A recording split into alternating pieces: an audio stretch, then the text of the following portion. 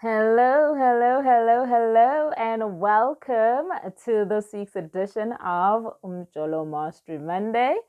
I am your coach, Coach Lundi, and I help high achievers to meet their need for love and connection while staying true to themselves. And I am your host for this particular episode and all the episodes of Umjolo Mastery Monday. So today we are talking about why sacrifices, or why making sacrifices rather, backfires on relationships. And I'm talking specifically for relationships that us as high achievers go into. So, when we're looking at the concept of sacrifice, so maybe even before I go into exploring the concept of sacrifice, let me put it into context first, why it's even a topic worth speaking about. So those who work closely with me know that I often say that in relationships and even in life in general, it's not so much what we do that matters the most. What matters the most is how we feel about what we do. And this is especially true in our relationship experience because we perceive and we articulate our relationship experience based on how we feel. So, and it even goes to a point where when somebody asks you, how are you? You respond by giving them an emotion and letting them know how you feel. I'm good, I'm okay, I'm fine. That's an expression of an emotion or your emotional state, or at the very least, your mood. So that's why, and that's the context, and that's the lens that we are going to be approaching this conversation with. So, when we're talking about sacrifice and why it's not particularly something that works well for our relationships as high achievers, we're looking at it in the context of how it affects the mood and eventually the emotional signature of our relationship. So, that's how we're exploring it. So, when we're talking about that, let's first look at why do we even make sacrifices? How do we get to having sacrifice being a concept that is worth having a conversation about in our relationships? And this boils down to the reason why we have sacrifice is it's a concept that was, I don't know about you, but to me, it was introduced as something or a tool that I am meant to use when I want to enhance or even create compatibility in my relationship, enhance or create harmony in my relationship, or agreement in my relationship. And so I was taught that I would need to make sacrifices to get to those places where there's a disconnect, some form of disconnect or some level of disconnect between me and my partner. I would have to, or we would have to, make sacrifices so that we go back to being harmonious, we go back to a state of being in agreement, and also being compatible. So that's why we make sacrifices in relationship. Now, this affects the mood how? It affects the mood because of the association of sacrifice and the meaning of the word sacrifice. Because sacrifice means to give up one thing that you perceive as less valuable so that you can have or achieve something or get something that's of more value that you consider to be more valuable. And when we're looking at it that way, um, sacrifice then includes some form of victimization. There's an identification of a gap or something that's missing or lacking.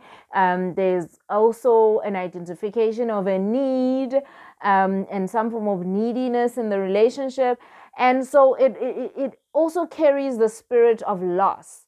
And all of these moods and all of these concepts and all of these associations, they identify or evoke that dissatisfaction.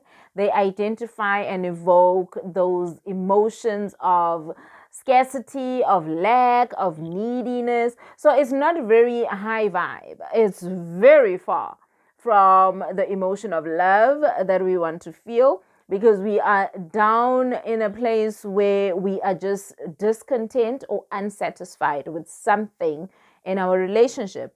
And so it creates that mood for us. And when we're acting from that mood of low vibe, it becomes a problem, because it also creates a sense of desperation as well.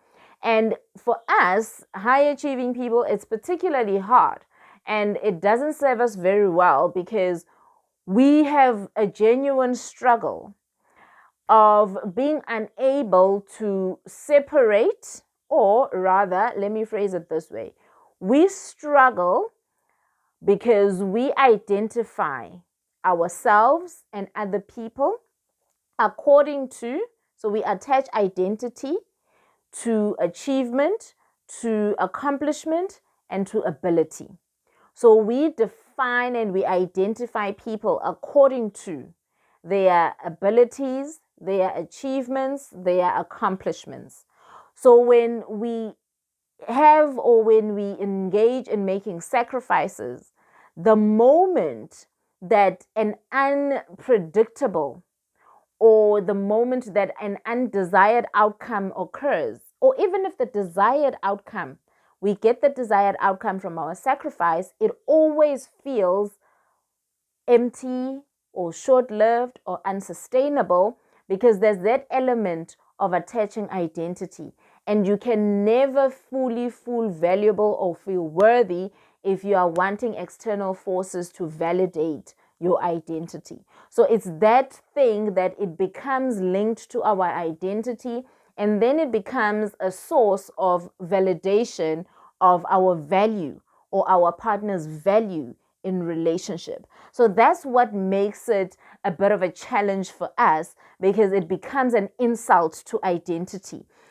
Because we will never quite feel content with the value exchange of putting yourself in to get this. It just never is enough, because you're speaking of earning, of defining, of doing stuff to either increase worthiness, or we are also judging self-worth and all of these things. So because of our attachment to identity, we attach and we personalize the value back to us, the perceived value and the perceived loss. We personalize it. It becomes part of who we are. It becomes a personal attack if your partner doesn't automatically sing your praises. If they do, it's 5 minutes and you're like, but after everything I have put in. So this lack of being, or the struggle of being unable to separate identity from ability and our action and our characteristics, is what creates the problems for us. So what do? Instead of sacrifice, we shift. We shift to making investments into our relationship. Why? Because when we think investment, you make an investment, you identify the value of what you have. So if you're making an investment into property, for example, or into a savings account, you open an investment account. You open an investment account for the sole purpose of increasing the value of what you put in, of increasing the value of what is there. Number one, you identify the value in the type of investment account that you are going to use. So you because it is driven, it's acting from a state of power. I have the power to increase the value of this thing, as opposed to the victim mode that is attached to making a sacrifice, to having to lose something in order to gain another. So the energy is totally different, and the attitude towards it then becomes totally different. So shift from making sacrifices to making investments into your relationship. Here's what I often say as well: you are going to do what you do anyway. You're going to do it anyway. You might as well do it from a place of feeling good about doing what you're doing, because it doesn't matter whether you feel good or you feel bad, you're going to do it. And so that's why it's never about what it is that you do, and it's more about how you feel about how you're doing. So it's just moving yourself from feeling down and low vibes about what you're doing to feeling great in passion, in love, and in appreciation, as opposed to being driven by lack and need and scarcity and gaps and even often desperation as well. So we are just shifting the energy signature so that when we speak of our relationship, we are speaking and we are identifying, and the quality is totally different from, oh, I'm discontent, I'm just not satisfied, to speaking about a relationship where you are excited and you are eager and you are anticipating and you are optimistic, because you are identifying that you are increasing the value or you are increasing the quality of your relationship. So move, totally just dump. Just totally dump, sacrifice, and marry investing into your relationship. So you recognize the value that is already existing, the value that you bring to the relationship, the value that your partner brings to the relationship, the value of your union in your quality of life. And all you're doing is you are now acting from an empowered place to say, oh, identify, oh, that already exists. I like that. I want me some more of that. And you're moving and you're acting in that way so that whatever it is that you do, you feel good about it, and you detach as well from outcomes being what is predictable, being rigid, because this is how you attach to your identity, so you want it to be a particular way because it's too personal, this thing. So you get yourself out of the equation and you allow yourself to experience the expansion. You allow yourself to experience that wonder, that adventure. It comes, and it's just a totally different ball game when you're approaching it that way. You move yourself from comparison, you move yourself from inadequacy, from neediness, from scarcity, and you move into a spirit of love, appreciation, optimism, eagerness, passion, and joy. So that's what it simply is. Because of our nature as high achieving individuals, because of that space and that part of us that cannot help but attach identity to ability.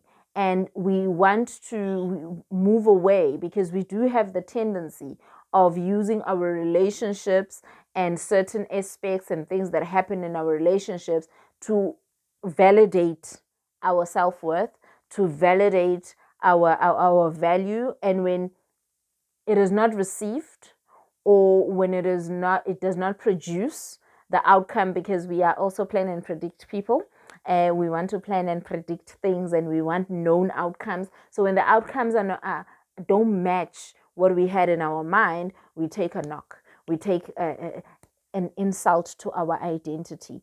And then it also speaks to that place of losing yourself for the sake of compatibility. And it's just a messy area to be in when you are sacrificing for the sake of compatibility. So let's just move ourselves into that space of, we are investing in our relationships because that's what we do. So yes, my promise to you was short, impactful, insightful conversation, and that's exactly what I have delivered. So let me know in the comments what your thoughts are, what your insights are, and if you have any questions, pop them in there as well. I'm going to see you again next week. Have a good one.